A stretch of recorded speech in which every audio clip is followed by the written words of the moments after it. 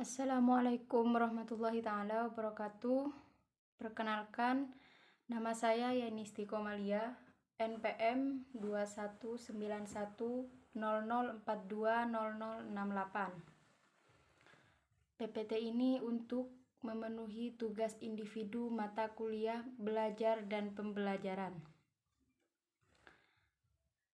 Di sini saya akan menjawab pertanyaan dari mata kuliah belajar dan pembelajaran. Tugasnya adalah yang pertama, bagaimana seharusnya seorang guru dalam memilih pendekatan dalam proses belajar mengajar. Yang kedua adalah faktor apa saja yang menggunakan sebagai pertimbangan memilih pendekatan pembelajaran yang sesuai bagi siswa. Terus yang terakhir adalah jenis pendekatan yang mana yang sesuai dan efektif diterapkan dalam pembelajaran ekonomi di sekolah. Baik, saya akan menjawab pertanyaan nomor 1. Sebelumnya saya akan menjelaskan tentang pengertian pendekatan. Nah, dalam rangka mencapai tujuan pembelajaran yang telah ditetapkan oleh kurikulum oleh pihak sekolah, guru perlu melakukan serangkaian kegiatan pembelajaran mulai dari perencanaan, menentukan strategi, memilih materi dan metode pembelajaran.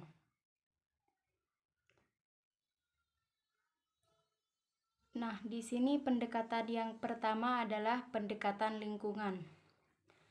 Pendekatan lingkungan merupakan suatu pendekatan pembelajaran yang berusaha untuk meningkatkan keterlibatan siswa melalui pendayagunaan lingkungan sebagai sumber belajar. Nah, di sini pendekatan lingkungan asumsi saya, kegiatan belajar ini akan menarik perhatian jika apa yang dipelajari diangkat dari lingkungan, sehingga apa yang dipelajari berhubungan dengan kehidupan sehingga berfaedah bagi siswa maupun bagi guru atau bagi siswa itu tersebut. Nah, selanjutnya adalah pendekatan keterampilan fisik. Di sini merupakan pendekatan pembelajaran yang menekankan pada proses belajar, aktivitas, kreativitas siswa dalam memperoleh pengetahuan, keterampilan, nilai, dan sikap serta menerapkannya dalam kehidupan sehari-hari. Nah, dalam pendekatan ini ada beberapa hal yang termasuk di dalamnya, yaitu fisik, mental, dan sosial siswa dalam proses pembelajaran untuk mencapai suatu tujuan. Nah, selanjutnya pendekatan ketiga yaitu pendekatan kompetensi. Kompetensi menunjukkan kepada kemampuan melaksanakan suatu yang diperoleh melalui pembelajaran dan latihan. Nah, ini juga pastinya ada hubungannya dengan proses pembelajaran. Kompetensi ini menunjukkan kepada perbuatan yang bersifat rasional dan memenuhi spesifik tertentu dalam proses belajar mengajar. Nah, untuk yang pendekatan terakhir adalah pendekatan edukasi, yaitu pendekatan ini memberikan informasi dan memastikan pengetahuan dan pemahaman tentang perihal kesehatan dan membuat keputusan yang ditetapkan atas dasar informasi yang ada. Mungkin seperti itu.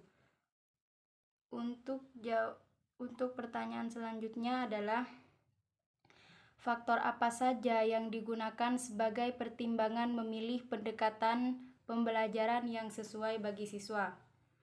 Di sini jawaban saya adalah yang pertama, karakter materi pembelajaran, yang kedua, ketersediaan sarana belajar, yang ketiga, kemampuan dasar siswa, dan yang terakhir adalah alokasi waktu pembelajaran.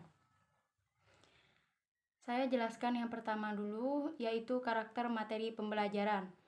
Setiap mata pelajaran di sini memiliki karakteristik tersendiri,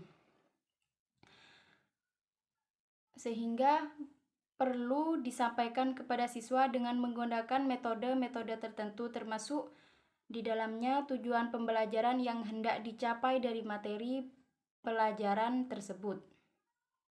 Misalnya, mata pelajaran itu bersifat eksakta, lebih tepat menggunakan metode eksperimen atau demonstrasi.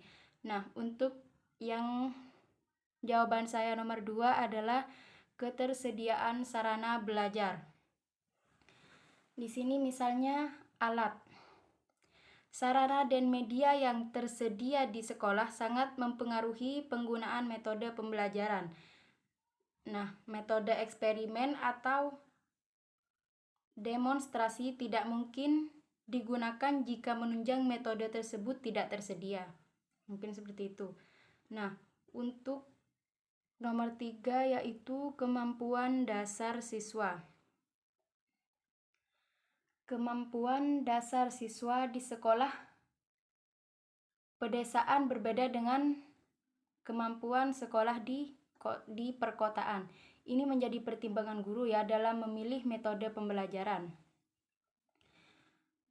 Menggunakan metode resitasi dan tugas misalnya bisa berjalan baik bila kemampuan dasar siswa berdiskusi cukup memadai. Nah, selain itu perlu keterampilan siswa untuk berbicara dalam sebuah diskusi atau biasa disebut aktif. Nah, untuk yang terakhir, alokasi waktu pembelajaran. Oke, di sini alokasi waktu yang tersedia dan tercantum dalam kurikulum perlu dipertimbangkan kembali oleh guru. Karena apa? Jika waktu tersedia terbatas, maka guru akan memilih metode sederhana seperti ceramah, tanya jawab, dan diskusi. Ini tidak mungkin menggunakan metode eksperimen atau resitasi karena metode ini membutuhkan waktu yang cukup memadai. Mungkin seperti itu.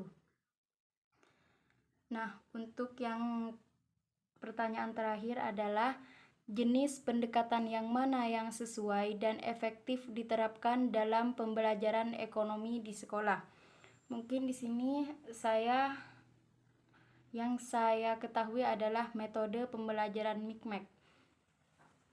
Nah, dalam metode pembelajaran Mikmek ini dikembangkan sebagai salah satu upaya yang menanamkan kepedulian dalam kegiatan berekonomi.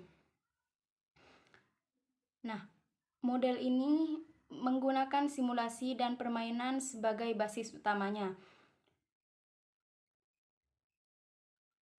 Model Mikmek ini merupakan peniruan terhadap kondisi nyata pasar, di mana akan ada penjual, pembeli, dan transaksi perdagangan. Misalnya kalau biasa disebut turun tangan gitu. Siapa yang bertugas dia akan turun tangan. Misalnya di sebuah sekolah ada sebuah kelas ekonomi. Nah, guru tersebut mengajak seluruh siswanya untuk turun tangan untuk menyaksikan langsung transaksi-transaksi yang ada di pasar misalnya, yaitu penjual, pembeli, dan transaksi perdagangan seperti itu. Nah,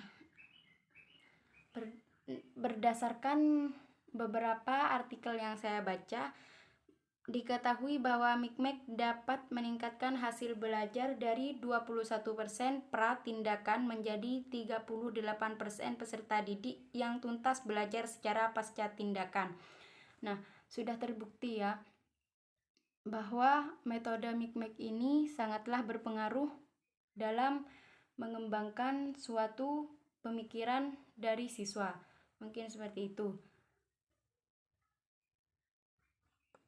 Terima kasih. Mungkin hanya ini yang dapat saya sampaikan. Mungkin hanya ini jawaban yang saya ketahui. Kurang lebih saya mohon maaf. Wassalamualaikum warahmatullahi wabarakatuh.